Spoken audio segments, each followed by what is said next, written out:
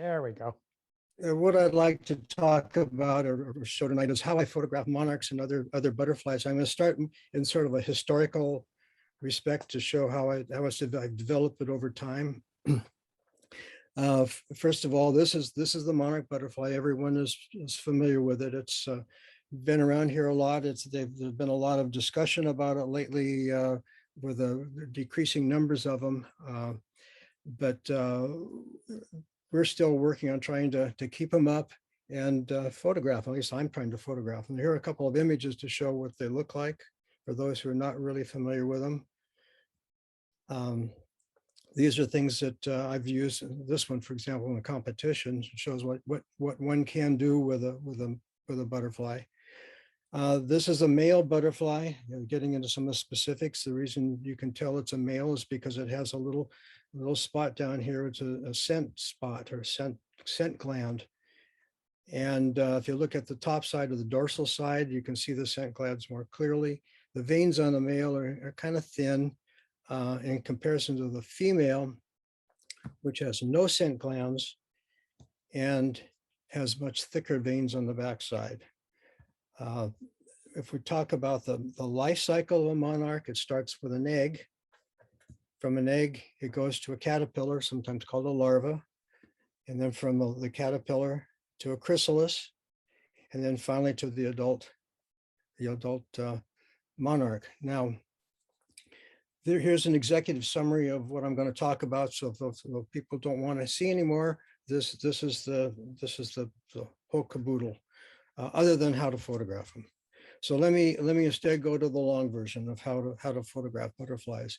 My question is, to me, was how does a self-designated landscape photographer get sidetracked onto bugs? Well, I started out in about 1970 with a slide camera taking pictures of landscapes. So I tried to figure out where to go. When I got into camera clubs, we needed to have more pictures for competitions. I started making lots of travel plans. Then I go out and try to take the pictures. I went to Cape Kiwanda on the Oregon coast, and I typically had a problem. I would go to the Eastern Sierras, and often I wouldn't have color. And on a side on this one, for the knowledge about S4C, this back in about 1980 and the years around it, S4C used to have field trips up to the Bishop area in the third weekend of October, and this is the first place they would usually stop on Saturday morning. This is Intake Lake. Besides that, I would go to Yosemite, typically in the late fall, trying to get pictures, and again, I was often skunked.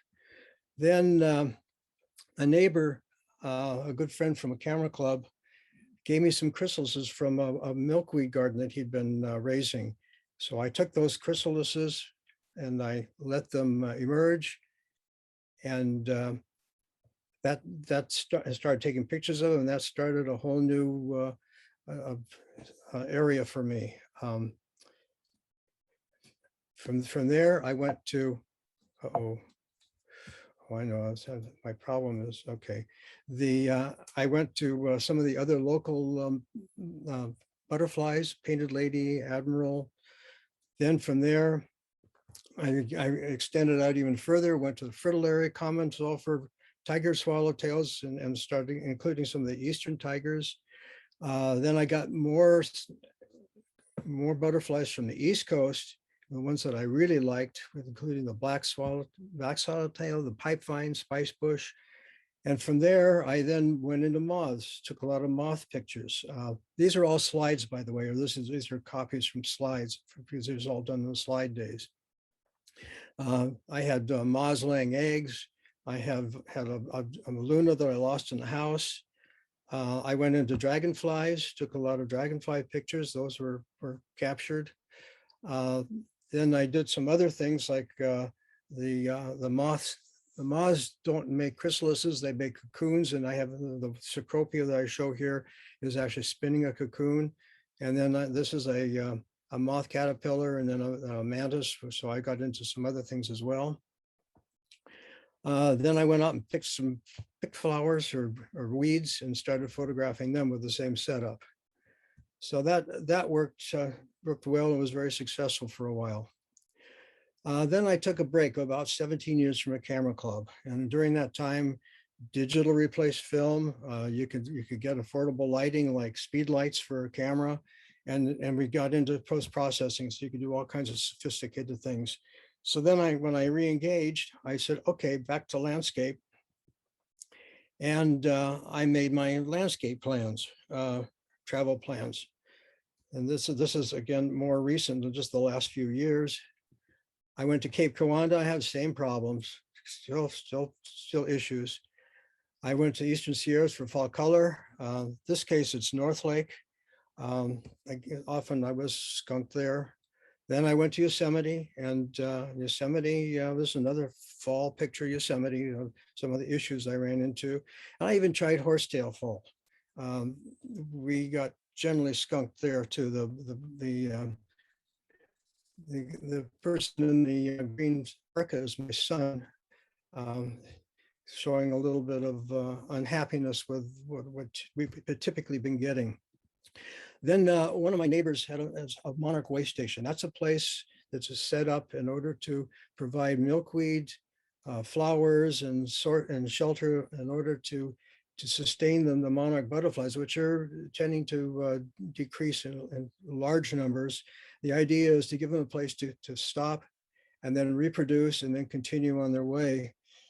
So it's a national program, and this particular person, this neighbor, developed this thing a few years ago and gave me a monarch chrysalis, and that started me back into it again. So I bought some milkweed. This is tropical milkweed from one of the neighborhood or the neighboring nurseries.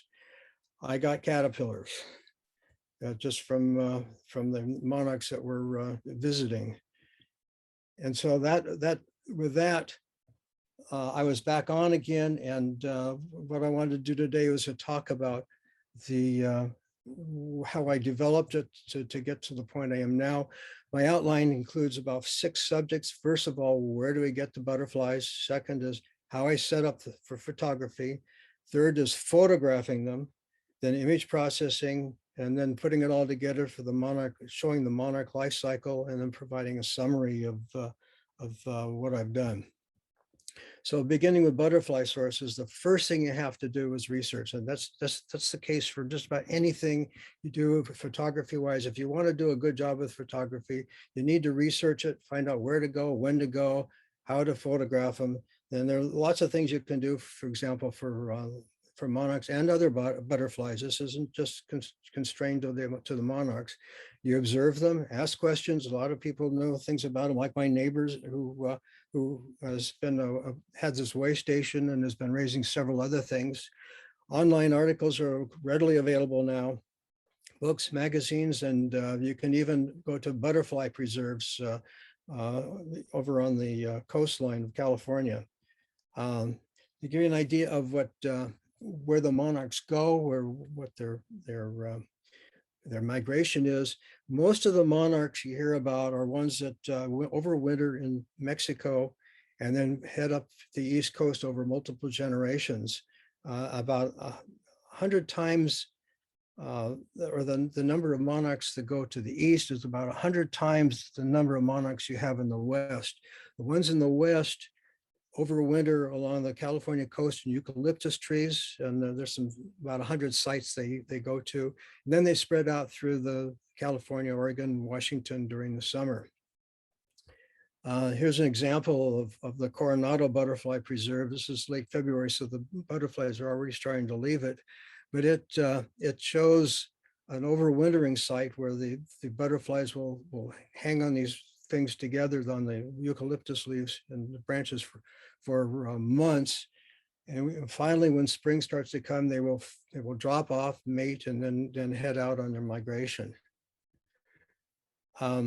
This gives you an idea of what the migration looks like in terms of the time. This is for eastern monarchs. Starting in the winter, where they overwinter, they then start to mate in February and March, and then start flying. And during their flight north, they have about 4 generations of monarchs. Each generation will live 2 to 7 weeks and create the next generation, and then go on until about the middle of August, at which time the final generation will then fly back to an overwintering site, and that particular generation of monarchs will live about 8 months. So this gives you an idea of when to look for them. If you want to photograph them, typically early spring is the best time. I'd mentioned that there are problems with monarchs, with the number of monarchs. So there is this Monarch Watch program. It started in 1993 by the University of Kansas. They study the population of the monarchs and the migration, and thousands of people have been involved in it, and they have tagged hundreds of thousands of monarchs. And an example is there's a monarch down in the corner. You can see the little white tag on it. Then they use this network to observe and report on the different monarchs, or on the population and the way they migrate and how many migrate. Now, one of the last things I've seen on the migration or on the population is the monarchs are down to about 97% of what they used to be. In the past, I've heard 50%, but this is over the last 5 years or so. The question is, why have they decreased? One of the big reasons is because of the lack of milkweed, or the decreasing amount of milkweed. Land cultivation, where the farmers have been knocking down trees and grinding up milkweed for cultivating the land. There was a study done in the Central Valley of California where they looked at pesticides on milkweed. They found 64 different pesticides, and every single plant that they tested had pesticides on it. And that's part of the reason why they've set up these way stations in order to produce the successive generations to sustain the migration. For example, my neighbor this year released about 150 monarchs, new monarchs. In the past year, she's released as many as 400. So that with that information, if you want to photograph monarchs or other butterflies, where do you find sources? There are 4 different things you can do. One of them is to purchase them. That includes not just the monarchs, or the butterflies like as in chrysalises and cocoons, but also you can capture them, collect them by collecting the eggs and the caterpillars, and you can raise them. Initially, I tried to purchase them. These are moth cocoons, and I was able to do very well back about 1980. However, you can't do that anymore. There are a few things you can buy, but most of these things are East Coast. Most of the neat looking butterflies and moths are East Coast. And USDA will not allow them to ship most of those to California. You can go up on one of these sites. I've looked at one particular one, and they list the state. You click on the state, and it tells you which things they can ship to that state. So it outlaws things like the black swallowtails, the zebra longwing, and some of the really neat things to photograph. There are a few things available: the painted lady, the fritillary, red admiral, and a few moths that you can get. You can order those from the East Coast. I didn't put a reference because I've had trouble getting these things. One of the issues is that they're gone all the time. They seem to be out of stock, but I did order some painted ladies once. This is a picture of the only one that survived. So I'm not sure that I trust that source, so I didn't put it up. So that's a way of doing it, but it's not the best way. Second option is to capture them. I used to go to a pond and capture dragonflies, although those dragonflies came from a pond like this. This is in Moore Park. It's been plowed under now. You can get the neighbor kids really involved in all of this, and they go out and run around and try to help you out. Actually, the boy in the orange shirt is my son, who you saw in the green jacket earlier, and my daughter is the one on the tricycle. But that generation really got interested in it. My kids are now raised, they have raised their own families.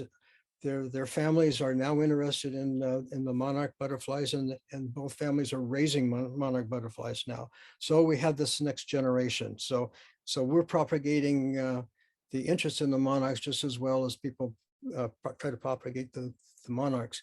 And the reason I bring this up is because trying to do something like butterfly photography gives you a lot more than just taking pictures. You've also got all the educational benefits for all of these generations of youngsters.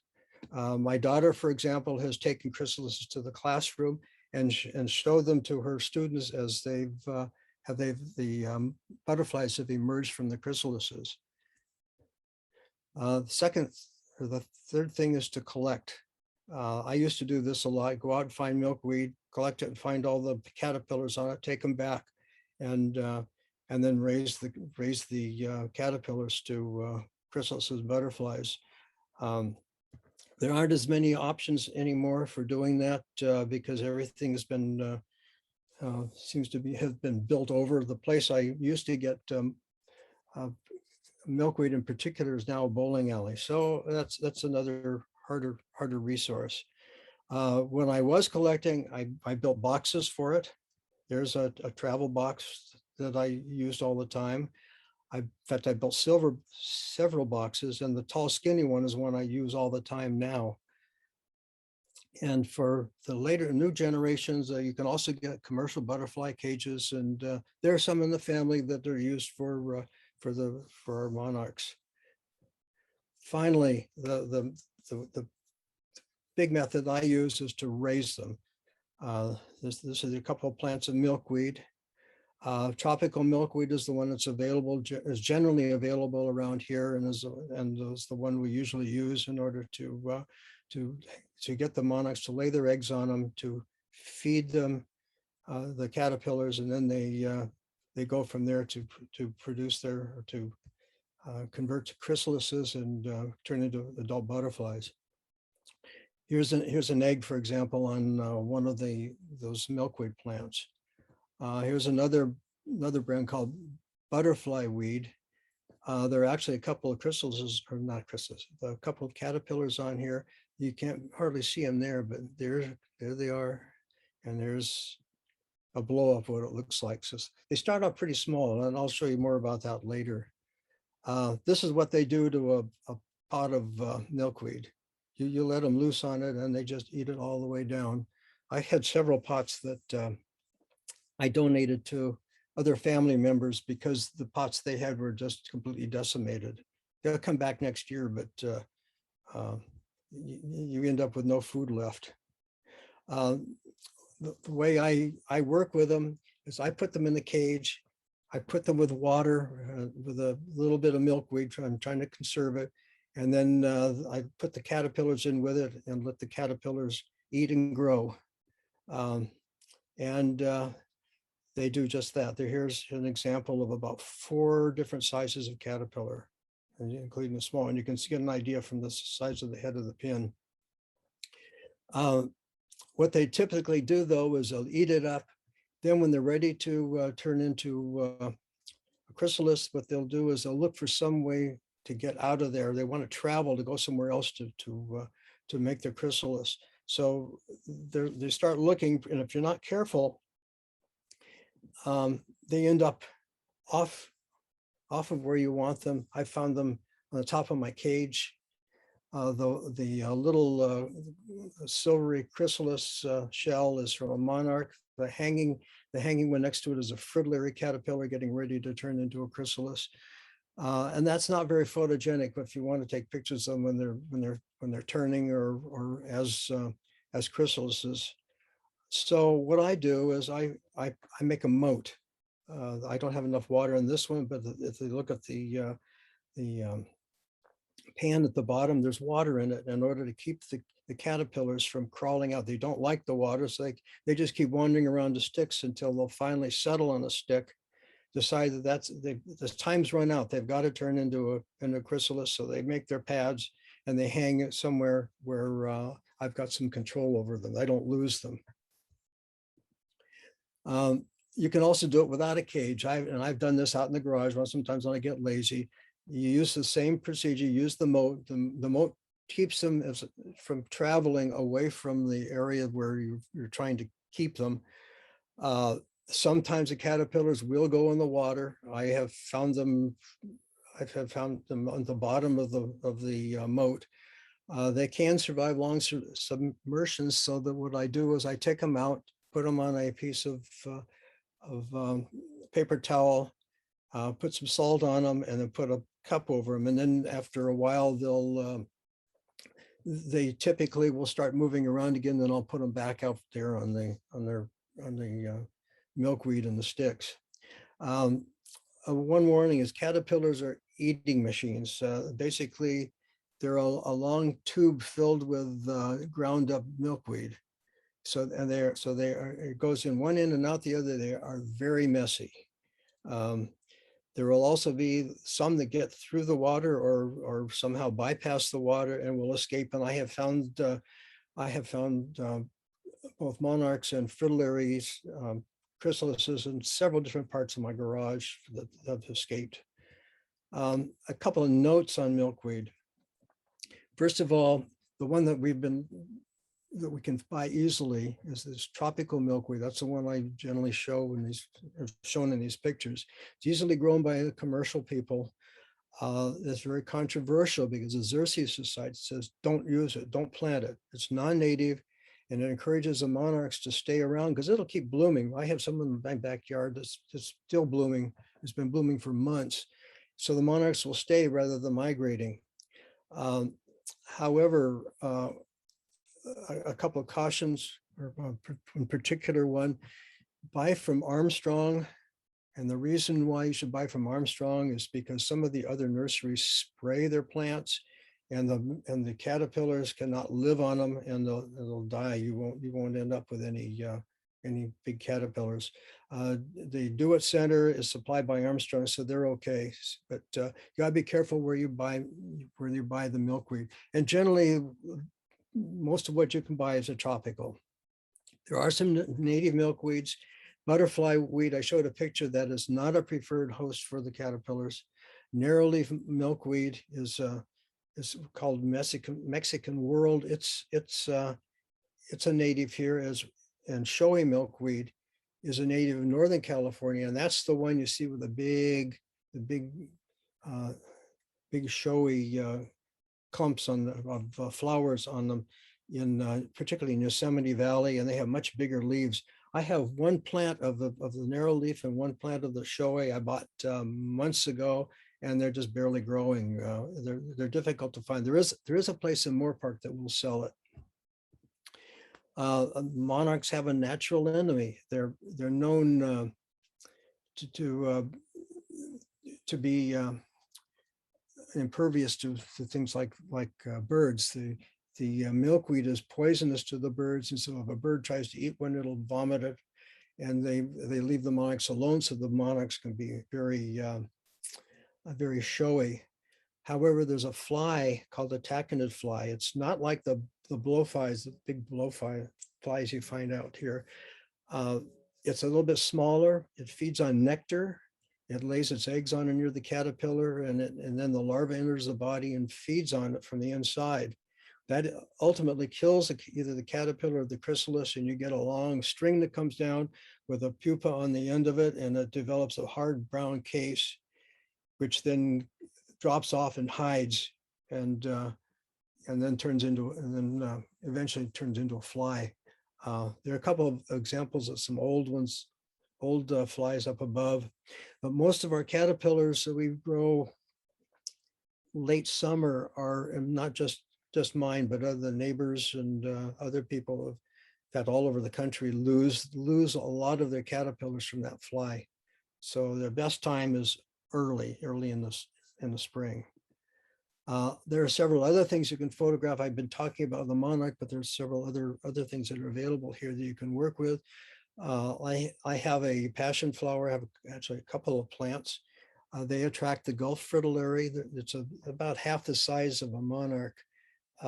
One friend said that you plant a passion flower, the fritillaries will come. And yeah, I've had them all over the place. The caterpillar is spiky. The outside of the fritillary has a whitish color. The inside is more orange. And I have found when they're flitting around the yard and the monarchs are flitting around the yard, sometimes the fritillaries will see the color and go after the monarchs. I think trying to look for a mate, but then very quickly find that that's the wrong species. Another one is the cloudless sulfur. The cloudless sulfur likes popcorn cassia. The reason it's called popcorn is because if you squeeze the leaves and smell your fingers, they'll smell like popcorn. In fact, I have one that just emerged today that I was trying to take pictures of. The caterpillar is normally green with red, not red, but with green or blue racing stripes, yellow or blue racing stripes on it down the length of it. But if it eats the flowers of the cassia, then it'll turn a bright yellow like the one you see here. Another one is the giant swallowtail. I've gotten some from my neighbor because of the root plants she has. The giant swallowtails have laid eggs on them, and she has found a few chrysalises and caterpillars. The outside and the inside look completely different. The dorsal view is black. The caterpillar in this case looks like a bird dropping. The one I have here is one where I have poked it in the front, and when you excite it, it sticks out a double orange horn. The head of it is actually down underneath the horn. It's not up on top where the looks like two eyes, but it's kind of a strange looking caterpillar. And there are others that I've not worked with, but if you really want to photograph them, raise them to photograph them, do some research, and you can find there are several others to work with. You just have to know how to attract them. Okay, now that I've talked about finding them, let's talk about photographing them. Now, this will be a letdown for those who think you can go out and out in the woods and just take your camera out and photograph them. That's not what I do. I use a controlled environment so that I can get the pictures that I'm looking for. First of all, you got to put the thing on a stand. You can use a flower, you can use a stick, you can use whatever, but you've got to stick it on something so you can focus your camera on it. Here are some old examples. You can stick it in a bucket of sand. You can put it on a glass frog, on clay.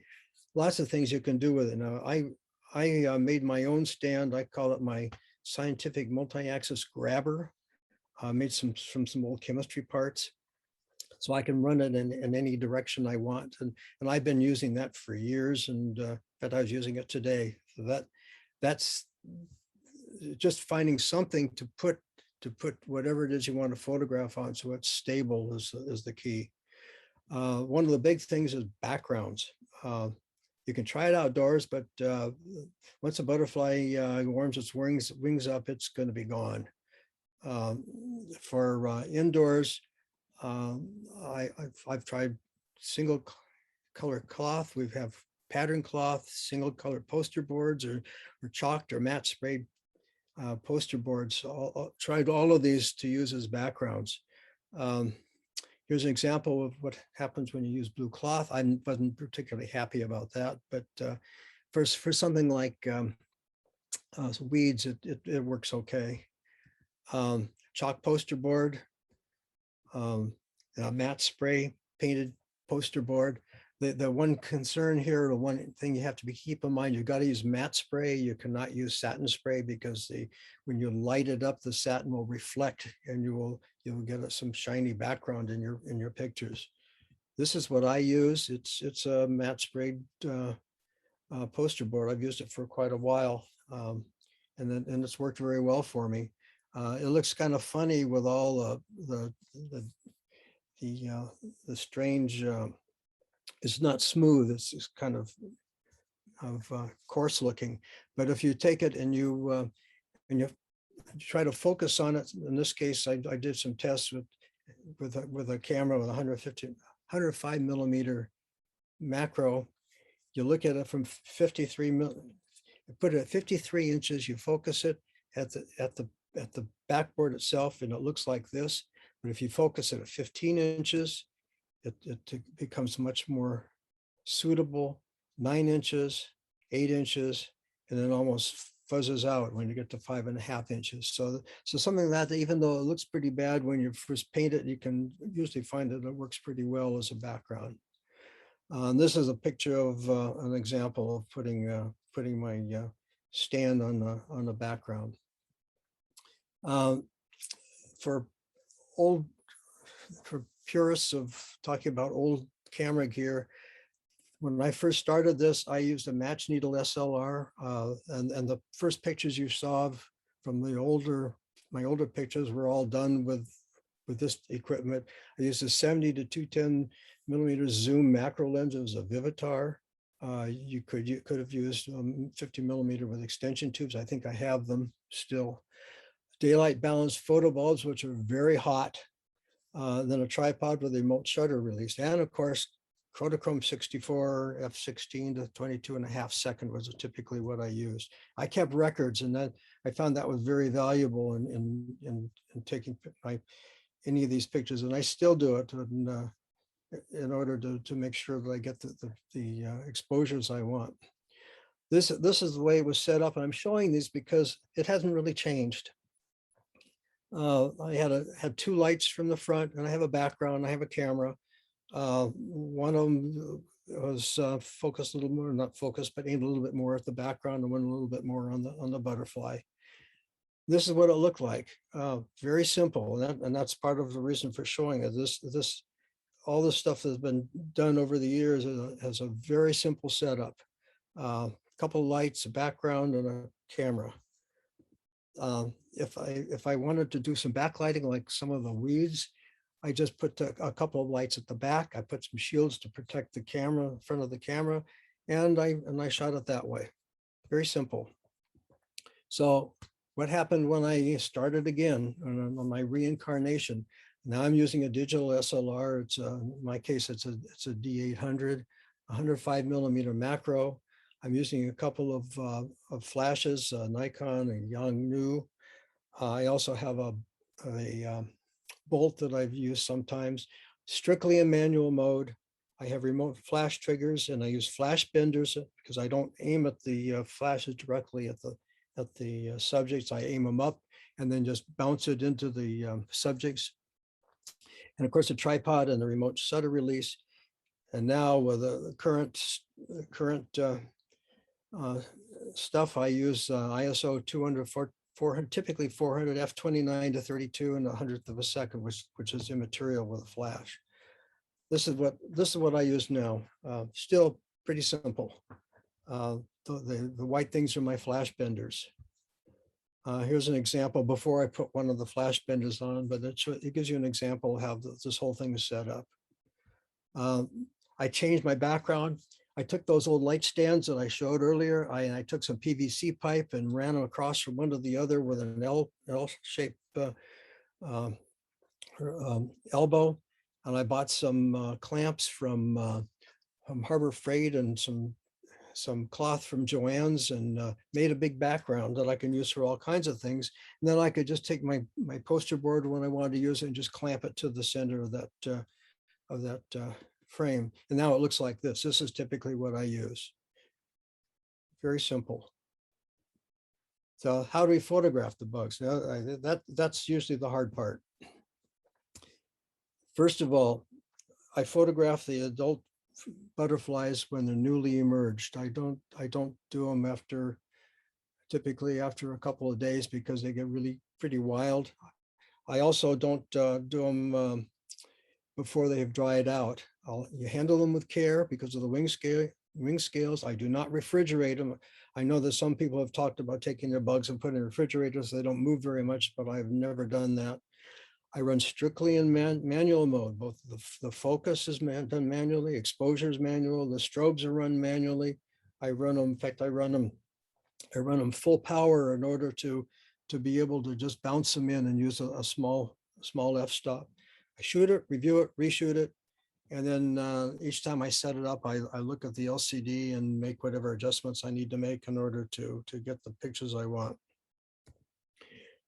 Here's a couple of rules. First, don't handle them with their hands on the wings. Handle them by letting them sit on your hand or finger. Second, you have to have perseverance and patience, and over and over and over again. It is time consuming, and you've got to do things over and over in order to get the pictures you want. The steps you take are very simple. You remove the butterfly from the cage and you put it on the stand. Real simple. But it flies off. You got to catch it. You position it back on the flower or whatever it is that you want to photograph it on. Hope for the best, and best it doesn't happen. You usually end up doing this over and over and over again in order to try to get what you want. Sometimes it can be rather aggravating trying to find these things. They typically hide in lots of different places, and depending on the room I'm in, I found them under the couch, behind window blinds. I've found them in the back of my bookcase, on my back, under my foot, behind a refrigerator. I even had one go in the back of a closed stereo cabinet, and I found it the next day. Typically, though, a butterfly, if you can't find it, in a day or so, it'll wander out from wherever it was hiding, and you can typically find it, and then usually release it. Now, in taking these pictures, you got to have a lot of attention to detail in order to really get a good, to get what you really want. First of all, the subject plane has to be parallel with the sensor plane if you're taking a single picture. Here, that's not the case, and you end up with some butterfly wings that are all out of focus and something like that. I just don't use. That's one of the keys of turning the stand and playing with the camera in order to get just exactly the right plane in order to be able to get it in focus. Even at f/29, the depth of field is very shallow. Second is the framing. These things move very fast. One of the techniques I use is to what I want to do is I want to catch not just the back wing, because when they're settled, the wings are kind of folded. You want to catch the forewing, which is the bright colored wing. So what I'll do is I'll have it on a flower or another or twig or whatever, and I will take my finger and poke the back end of the butterfly, and it usually causes it to raise the wings up. Sometimes often they get a little excited and they start walking off like this one, or they'll fly off. But if you try that several times, the way I do it, I take a remote in one hand and I take my finger in the other, and I just pop a little bit, and then if it's what I want, and then I hit the remote in order to take the picture before it moves too far. But you got to be careful, or else you're not going to be properly in the frame. If you try to take a long exposure, like this is a 1 second exposure, even though I've got flash unit, you're going to end up getting some ghosting or some other issues, because these things move. They will not hold still for you. So you're best off using a flash, using a very short exposure, well, consistent with a flash. Extraneous material, that's always been an issue. You've got to look through your viewfinder and decide what you want in and what you want out. In this case, the lower left, I've got a leaf that doesn't belong there, and up above the Monarch is one of those taconid flies. It's identifiable because it has a hairy body and these red eyes. I don't know how I got it on there, but it didn't belong. And of course, composition. Well, okay, before you get to that, background. When you're moving your camera around, you got to be careful that you don't move it so that your background is misplaced from your subject. You're not aiming it off the background. Then it just doesn't work. And composition. You've got to spend a lot of time deciding where you want to put the butterfly, where you want to put its support material, and keep doing it over and over again till you get it there, to get the composition you want. Okay, I got a couple of comments on butterfly handling. After they emerge, The butterflies release, they first they fill their wings, and that takes them a little bit of time with the fluid that's in their bodies. And then when they're full, there's some excess fluid and they release it. And that's messy. So you need to have some sort of a paper towel or something below it. The monarchs typically have a reddish orange or a reddish maroon colored fluid that comes out. Then they dry for a few hours. Typically, I found that once one is emerged, you let it dry or let it sit for 2 hours, 4 hours. They typically will not move for quite a while once they are released. After they've dried out, then I usually take the photographs. Depending how cooperative the butterfly is, then I will release the butterflies the next day. Typically, I save them for a day because they typically don't eat the first day, and this lets them fully dry out. So second day they're released. Okay, so that takes us to image processing. How do I process them? Most of it's straightforward. I use Lightroom, use it in RAW, do the standard corrections or the standard processing, lens corrections, detail, that's the noise reductions and sharpening, global adjustments with the basic panel, spot removal, some targeted adjustments, use a brush and a radial filter in particular in order to brighten things up or dull things down or spotlight something, and then I'll crop it and export it. But there are other adjustments you might need to make that this doesn't entirely handle. So then sometimes I'll go into Photoshop. I'll import it from Lightroom. I'll do some noise reduction with Topaz. I'll use Smart Sharpen on the sharpening, more target adjustments, and save it back to Lightroom. Now, for those who really wanted to see something real technical rather than just the simple things, another thing you can do with them, which is more sophisticated and more involved, is focus stacking. You can take multiple images, take them at different focal lengths, or focal points, excuse me, combine them for increased depth of field, and then you'll get a butterfly that's sharp from front to back. And we use this one for butterflies and other things that are not flat with a sensor plane. So that if you have something like F32 and you have something with some depth to it, you're not going to be able to get the whole thing in focus. So what I would do is go into focus stacking, or try to. This particular butterfly is with 9 stacked images. There are many challenges if you're doing it with butterflies that are not normally there. If you do a typical macro stacking, at least the ones that I've read about, they'll use the prime focal length of the camera lens, and they'll take 100 shots and then combine these 100 images to do their macro stacking. You can't do that with butterflies. They move continually, particularly their antenna keep twitching.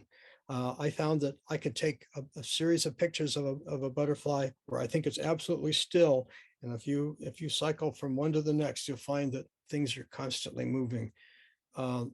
It doesn't matter a lot for focus stacking if the body is gradually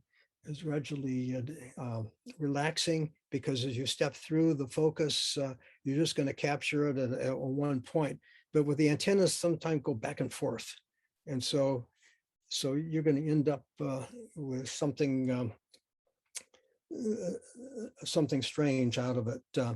Now, my solution is to use a high F scope, the same as I've used before. Rather than using something like F8, I'll go to F29 or so. That means I have to use my speed lights at full power, because I'm bouncing it in order to have even lighting. And that means I have to wait after each flash for the flash to recharge. So you start with fresh batteries, take a picture, change the focus, let the thing recharge and take it again. It only takes a second or two, but there's still a delay. 3 methods of focusing it. The first is a focus ring, which is fast but imprecise. That's where you just take a picture, crank the focus on your camera lens, take another picture, crank it, take a picture. And well, after the speed lights reset. Second method is to use a focusing rail, which is much more precise, but it's slower, it's considerably slower. Or you can use a programmable camera like the Nikon D850. I've not tried that because I'm concerned with the flash recharge delay is not always the same. And so I don't want to set any kind of a set time for it. I want to see what's happening and then take the next one.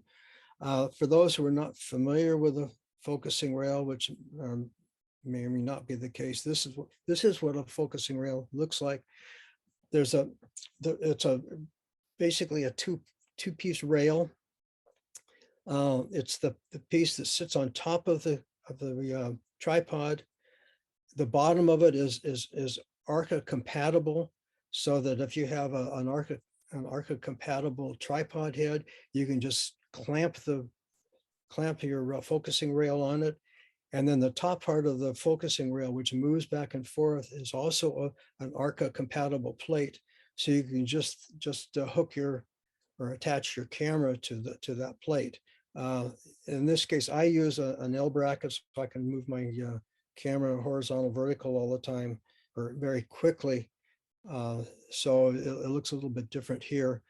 In order to change the focus, you have a screw knob on the back, and you rotate that screw knob, and it runs the focus, or moves the camera in. Now you keep the focus the same on the camera, and you move the camera in and out.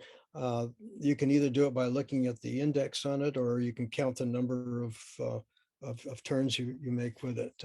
Now this picture was originally very sharp, but when I shrunk it down and blew it up for on a presentation, it got fuzzy. It is an example of what I've been able to do. One of the few times I've actually tried it, in fact, is with a passion vine, and that's 14 stacked images. The processing can be an issue. When you have a bunch of twitching subject images, stacking is not easy, particularly because of those moving antennas. Instead of getting a pair of antennas, you have a whole array. Photoshop is difficult to use in a case like this because you have to do the layer masking or fix the layer masking by hand in order to get rid of some of the extra antennas that show up, because those things are going forward and backwards as well as sideways. For example, this is Photoshop. You take the image or your series of images, take it into Photoshop, do an alignment, and then merge them as a focus stacked layer or a set of layers. Down in the right corner, you can see all the pieces and the masks. The black part of each mask is a part that is not used, and the white part is the part that is used from them. And this is typically what I get from it. If you want to fix that, you have to go into those individual masks and figure out which one you want and start painting it in and out by hand and try it without messing up all the others. It gets a little bit, well, it can be very tedious. So there's another way to do it. That's to use either Helicon Focus or Zarine Stacker and make it much easier. What you do is you stack them again. You see the multiple feelers. You select the layer you want and just paint it on the mask, and it deletes all the others. So it works much more simply. There are you can get this thing 30 days for free to try it out, but if you want to buy it and you want to do it for painting, to do some of these more sophisticated things, you can't get the intro level. For Helicon Focus, you need the Pro version, which is the intermediate version. That's in order to be able to paint it in the mask. For Zarine, the prosumer version allows you to take it in and out of Lightroom. And I prefer Helicon Focus because I can change from one layer to another very quickly, where it takes a lot of time in Zareen to switch from one layer to another to see what you like better. And I always start in Lightroom. This is an example with Helicon Focus. The one on the right is a stacked image. On the far right is a list of layers, and the one that's highlighted in blue is the layer that's shown on the left side of the screen. If that's the one I want, or the piece of feeler I want, what I do is I go in with a brush and I just brush on that piece, and it brushes out all the others, and all you see is the one feeler rather than the others. You have to go back and forth with the multiple images for different parts of it, but just simply doing it with a brush makes a world of difference. One of the cautions, the reason why I use Lightroom, or one of the reasons, when I go into Lightroom, I will pick one of the images that go into the stack, and I will set it up the way I want to do the whatever processing I want. Then I'll sync all the other images with it. But when you do that, you're not always going to get the same lighting, because the flashes don't always give you the same intensity, even though you've let them fully recharge. So I go back and forth between the images in Lightroom to make sure that the background is the same brightness on all of them. It doesn't matter too much for the foreground because there's so much detail, but on the background, if you take one of these individual images and you take your brush and you go over the feeler, and the background is not quite the same color, you're going to get a smear of background that's a different color. So I use Lightroom to try to make sure that all the backgrounds are the same before I go in and do that processing. And the result is, this is a result for that particular one. This is 7 stacked images, starting with Lightroom, going to Helicon Focus, then doing some details with Photoshop. And that way I'm able to get rid of all those problems with things like feelers with a slightly moving bug. So with all of that, let's put it all together. What I was really trying to do here is to produce a sort of a sequence of the Monarch life cycle. It starts with an egg. The egg is very small; it's less than the size of a head of a pin. This is what it looks like close. It has a very specific shape to it. So they're distinguishable from other types of eggs. Here's a caterpillar that's 1 day old, and you can see the size of it. And you can see the shell. Normally the caterpillar will eat the shell for protein. In this case, it has not, and I don't know why. Again, you can look at the size of it. When the caterpillar first starts eating the milkweed, it makes what they call circle trenches. What happens is that the caterpillar will take a bite and back up, because the milkweed produces this milk, which is a latex. The whole purpose of that is to try to discourage the caterpillars from eating them. It's a defense mechanism against the monarch caterpillars.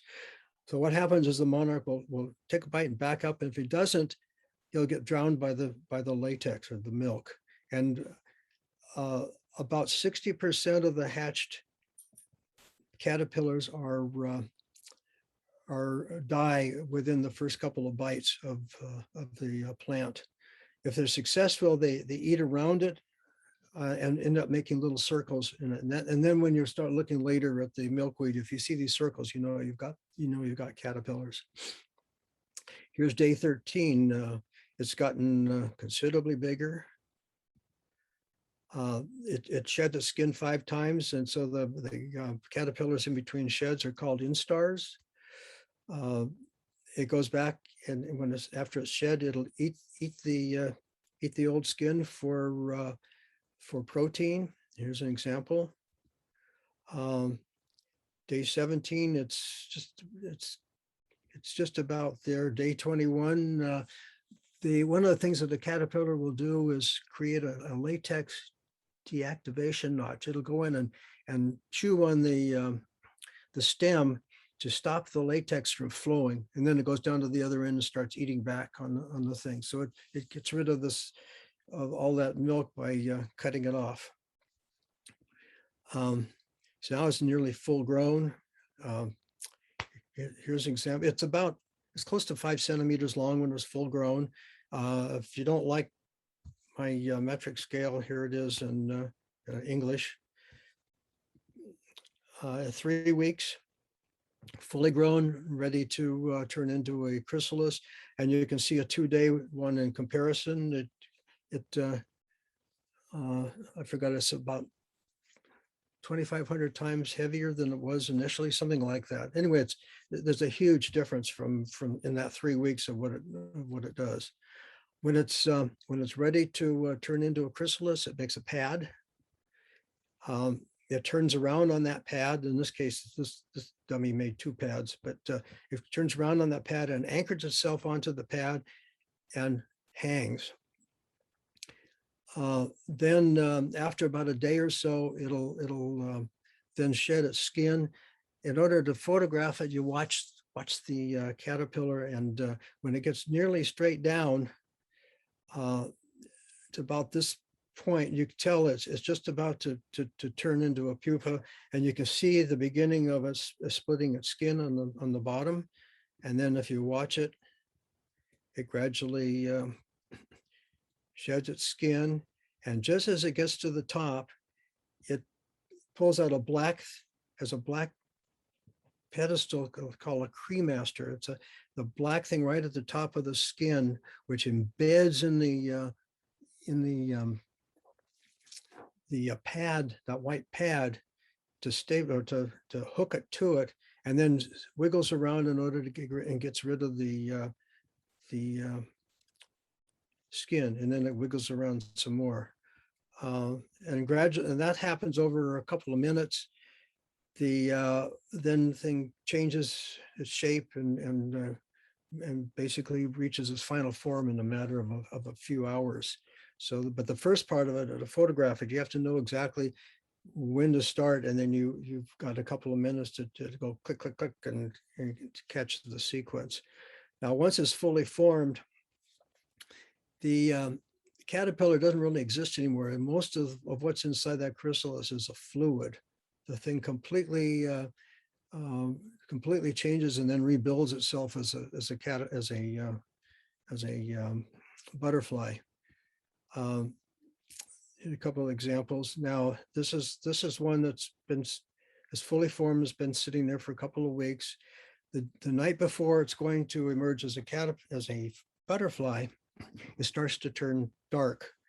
If you want to catch the monarch emerging, then what you need to do is to set up your equipment the night before, set up your focus, get everything ready to go. And then in the next morning, the thing will turn black, and you know it's going to come out that morning. You don't know when it's going to come out. It tends to not give you any bells or whistles. When it's ready, it just starts. So if you want to photograph it, you have to just sit there and watch it. And it could be anywhere from half an hour to 3 or 4 hours. So you have to be very patient with it and keep your eye on it the whole time. You can't go off gallivanting somewhere and come back and hope that it's still waiting for you, because it won't. This is what happens when it starts to come out. And this is the sequence of a thing emerging.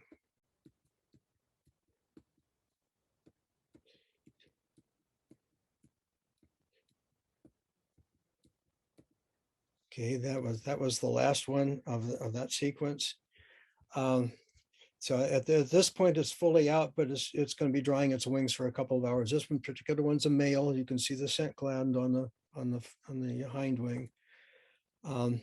Here are 2 that were coming out the same day, or the next morning from the time I took this picture. And to give you a perspective of what happens when they unfold, here's another one coming out.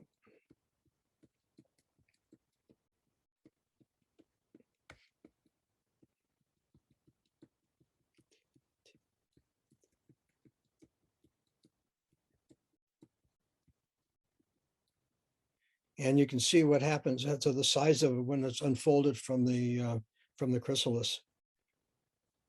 And just what happens, here's when both of them have come out. Hey, once they come out and they've dried their wings, they get active, they start moving around. That's the time to photograph them.